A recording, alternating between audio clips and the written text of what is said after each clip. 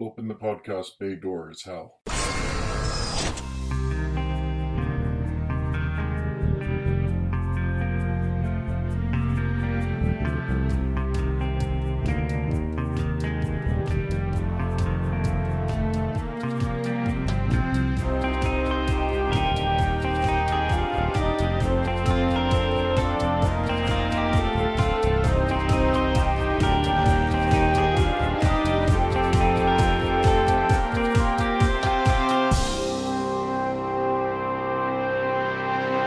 Hello everyone, and welcome to episode 62 of Welcome to Geektown. I'm your host, Kurt Onstead. I've been a proud geek all my life, being into role-playing games, board games, sci-fi, fantasy, and especially superheroes and comics. And I want to help others join me in those pursuits. But I found that sometimes people can get overwhelmed or feel left out, because they don't already have what some consider the requisite knowledge to be considered a fan. And that's where Welcome to Geektown comes in. Here, you can ask your questions without feeling like a gatekeeper is calling you out for not yet being fully versed in every aspect of your new interest. I'd like to remind everyone that my show is powered by your questions. If there's anything you have ever been curious about when it comes to comics, role-playing games, board games, or other geeky topics, please take a second to email me at welcometogeektown, all spelled out, at gmail.com. Or if you want to remain anonymous, you can go to the website, welcome to, the number 2 in this case, geektown.com, and click the Submit a Question link and fill out the form there. Chances are your question will become the basis for a new episode sooner rather than later.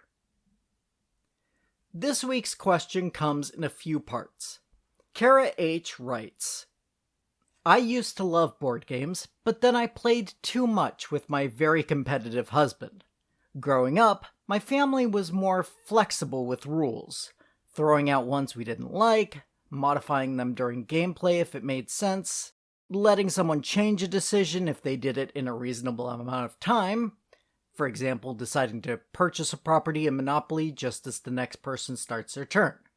My husband won't stand for any of that, and I want to play by the rules, but I also don't think it makes the game fun to be so rigid. Do you have a line? How relaxed or strict should the rules be? This is very much a personal decision, but since you asked my opinion, Kara, that's what I'll be giving. Based on my own experience playing many different board games with a fairly regular group for the past 10 years, as well as decades of other board games played with friends and family as far back as I can remember. There are a couple of different things you discuss in this, Kara. There's changing the rules, and then there's changing of decisions, which I'll refer to as backtracking. And be warned, I'm going to be siding more with your husband than you overall, but not completely. Anyway, let's start with changing the rules. House rules are a long tradition when it comes to board games. House rules are exactly that. Rules for a game that are played in one person's house. In other words, an unofficial change to the rules made by an individual. Probably the most common house rule that people are aware of is in the game Monopoly. Many people will play that taxes and other payments to the bank get put in the center of the board, and when someone lands on free parking, they receive whatever money has been accumulated there. However, that's not written in the rules anywhere. In the official rules, free parking is literally that. A place that you can land for free, with no consequences in either direction.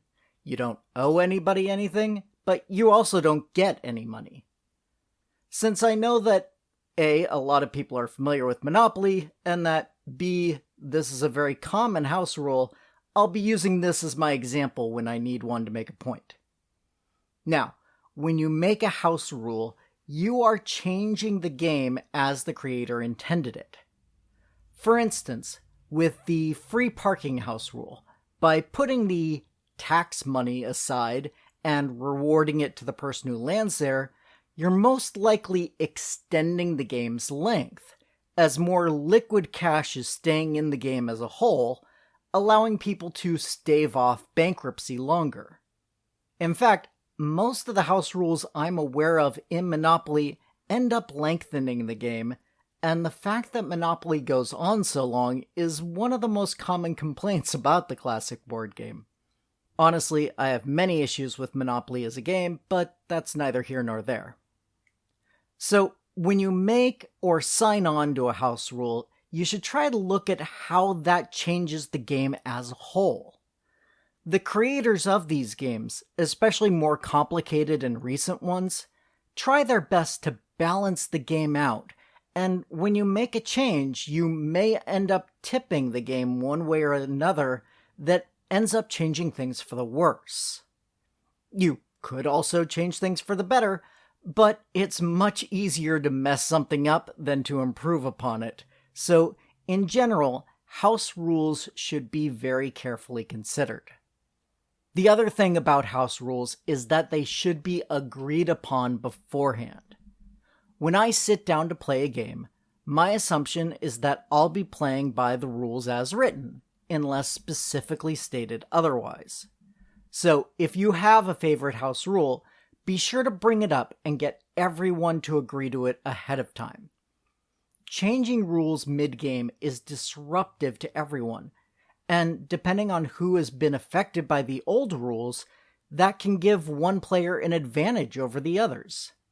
Similarly, especially in a game that is new to the group, if we find that we've been playing a game incorrectly, usually what we'll do is say, well, we'll continue to play this way until the end of this game, then we'll play correctly next time. If we're very close to the beginning of the game, we may start over and play with the correct rules, but if we're more than a few rounds in, we'll stick with how we have been playing in order to stay consistent. To me, consistency is key. A game is made by its rules, and if you change them midstream, then you're changing what game you're playing. And the people who agreed to play the original game may not like the new game it just changed into. Now, let's talk about changing decisions, or backtracking. The example Kara gave on this one also came from Monopoly. Probably one of the most played board games in print, so it makes sense to use as an example, so everyone knows what we're talking about. She mentions, quote, purchasing a property just as the next player starts their turn. Well, this actually gets into another common house rule for Monopoly. In the game as written, if the player who lands on the unowned property decides not to purchase it at the regular price, the property goes up for auction to all players. So, unless no one bid even $1 for the property and it failed to sell, then the example Kara gave shouldn't actually be possible. But let's say they're playing by the house rule that the property stays with the bank if not purchased by the person who lands on it. Kara's asking, how long should a person have to change their mind on that, or other similar decisions? The general rule we play with is, as long as it doesn't affect the next player's decisions, and that player's decisions don't influence yours. So, sticking with this example, if Kara landed on Connecticut Avenue and decided not to purchase it, and then her husband rolls the dice, as long as he doesn't land on Connecticut or one of the other light blue properties, Kara would be able to say, on second thought, I do want Connecticut, and make that purchase. If, on the other hand, Kara's husband's roll landed him on Connecticut, Kara can't say, well, now that I know you'll owe me rent, I want that property. Or, if he lands on one of the other light blue spots, you could argue that this influences Kara to buy Connecticut in order to prevent her husband from getting a monopoly. In those cases, she shouldn't be able to take back her decision not to purchase the property. Now, in a game that all of us are new to, or if there's a new player among veterans, we're usually a little more forgiving about taking moves back for the new people, as long as it doesn't require making other players to also change their decisions. We understand that learning a new game is tough, and that sometimes early decisions will make the game much more difficult to play and win in the end. So, in order to give newer players a fair break, we let them change their minds much more often and much later compared to those who are more familiar with the strategies involved in a winning match. As I said at the beginning, this is just my opinion, along with the stated feelings of most of the players in my usual board game playing group. So if what I said feels wrong to you and doesn't make the games you play any fun, then feel free to ignore me. Although the one thing I think everyone should agree to is communication. Talk to the people you want to play with and decide how loose or tight with the rules you will be beforehand. If you can't come to an agreement on that, then perhaps a competitive game isn't the best activity for you to be sharing. Note, I said a competitive game. There is one option you may want to consider that the two of you can enjoy, and that's a cooperative game. In a cooperative game, as the name implies, the players work together as a team, though they still have their own individual turns, and are playing against the game itself. Co-op games are my personal favorite type of game, and there are a ton of them out there.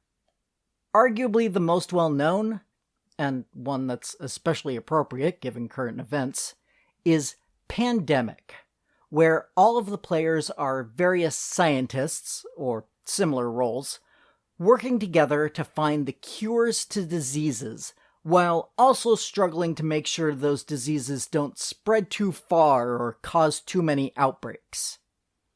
There are many ways to lose, and only one way to win.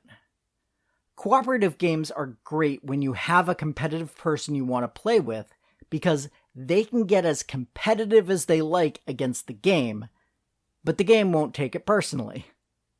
The one thing you do need to watch out for in a co-op game is what we call alpha gaming, where one person starts to tell the other players what they should do on their turn.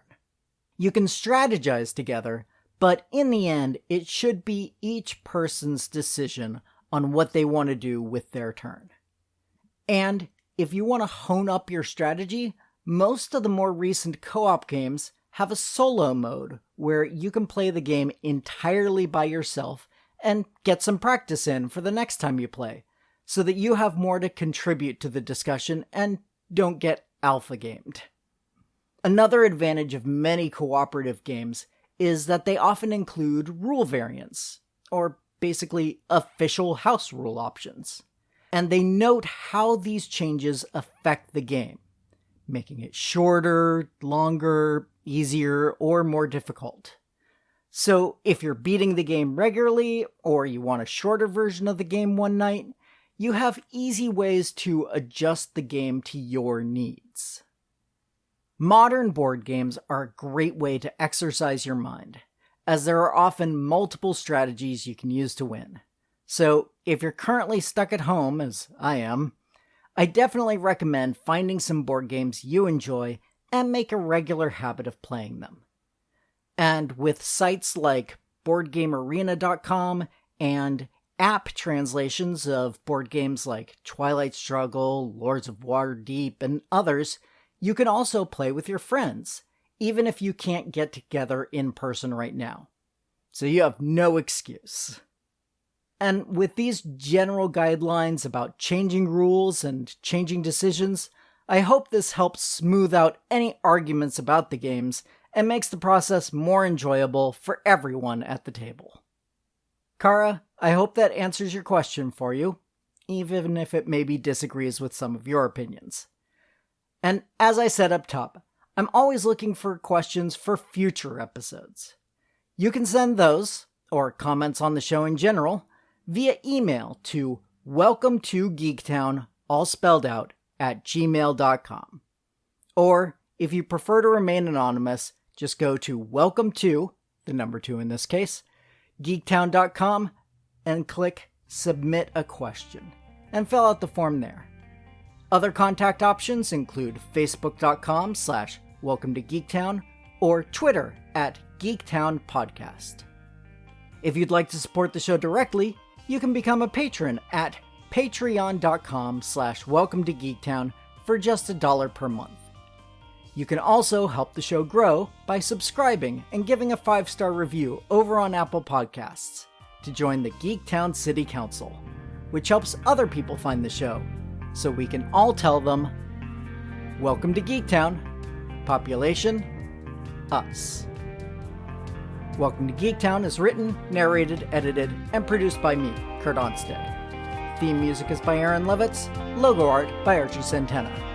All other sound clips are the copyrighted material of their respective owners, and no infringement is intended, falling under fair use.